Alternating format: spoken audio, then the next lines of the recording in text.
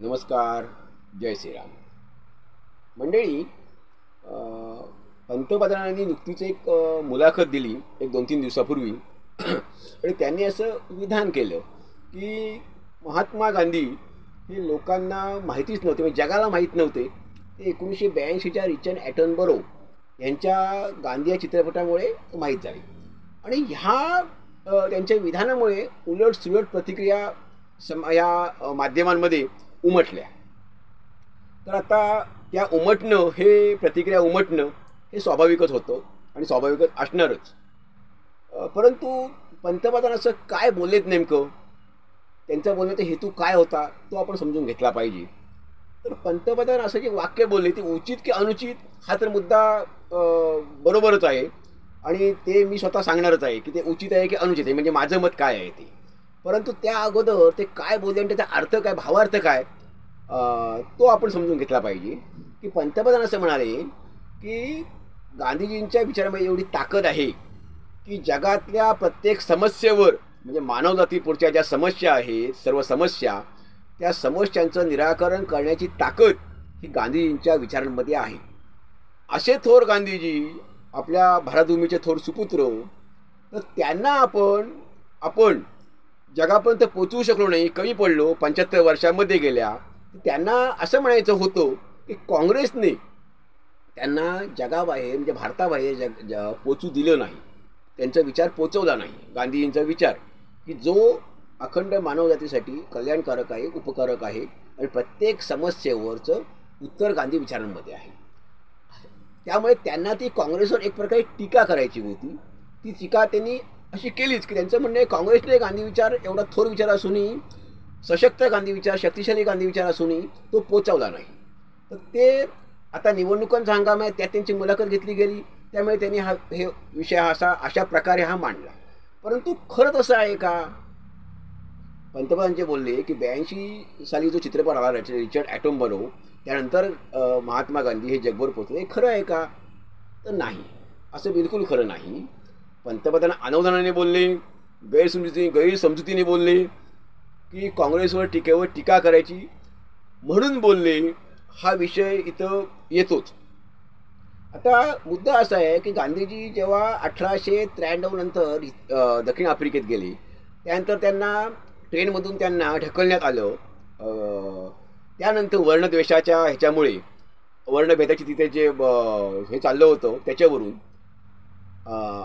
त्यानंतर त्यांनी तिथे चळवळ उभारली की जो दक्षिण आफ्रिकेमध्ये वर्णभेद चालू होता त्या विरोधामध्ये, आणि भारतीयांवर, तिथल्या आफ्रिकेतील भारतीयांवर आणि अन्यही काही काळ्या लोकांवर जे अन्याय चालू होता, अत्याचार चालू होते, जुलूम जबरदस्ती होती, त्यासाठी, त्या विरोधात आणि खाण कामगारांसाठी, मजुरांसाठी गांधीजी लढत राहिले. आणि या इंग्रजांच्या विरोधात, ह्या सर्व जुलमाच्या विरोधात त्यांनी तिथे चळवळ उभारली. 1906 साली त्यांनी तिथे पहिला सत्याग्रह केला. आणि त्यानंतर मग सत्याग्रहानंतर गांधीजींना त्यानंतर तिथे अटक झाली.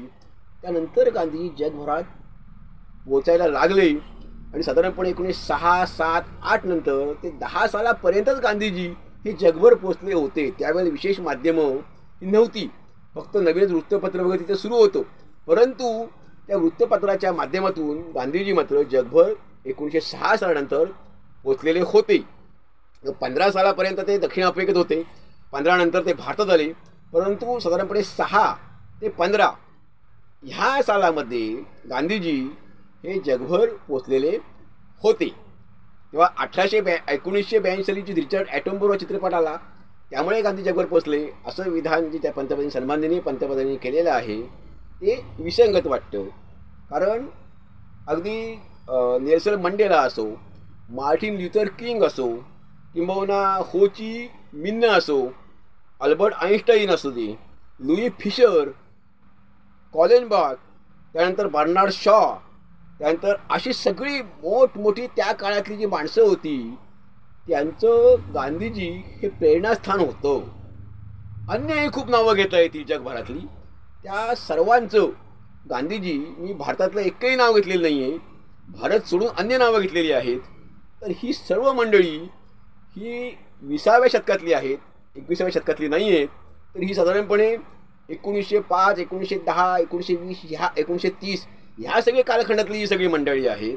एक नेल्सन मंडेला फक्त आत्ता अलीकडेच गेले, पण ते 90-95 वर्षी गेलेले आहेत. त्यामुळे तेही साधारणपणे 30-40 सालापासून गांधीजींना ओळखत होते आणि तेव्हाही त्यांचं गांधीजी प्रेरणास्थान होतं.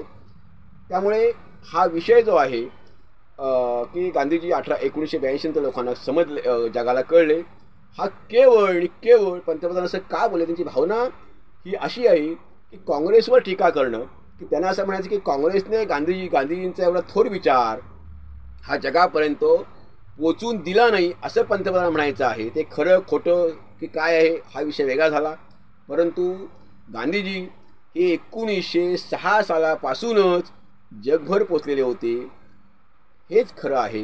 धन्यवाद. जय हिंद, जय भारत.